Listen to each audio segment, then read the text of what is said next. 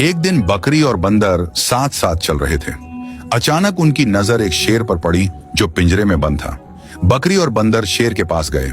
शेर बोला, अरे भाई बंदर, मुझे यहां से निकालो।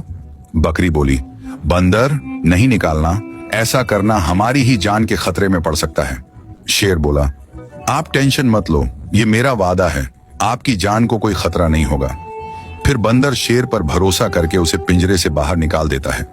इसके बाद शेर, बकरी और बंदर के बीच बहुत गहरी दोस्ती हो जाती है। वे साथ घूमते हैं और साथ में खाते पड़ते भी हैं।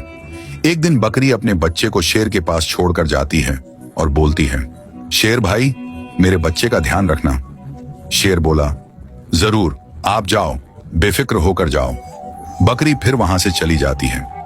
घास खाते हुए शेर के मन में ख्याल आता है, बच्चा कितना सुंदर है, इसका मांस कितना अच्छा होगा। फिर शेर छोटे बच्चे को खा जाता है। जब बकरी वापस आती है तो शेर के मुंह पर खून लगा होता है। वह परेशान होकर बोलती है, मेरा बच्चा कहाँ है? शेर कहता है, मैंने उसे खा लिया, मैं जंगल का राजा हूं, तुम मुझसे कुछ नहीं कर सकती, जो करना है करो। पार्ट 2 देखने के लिए फॉलो करें।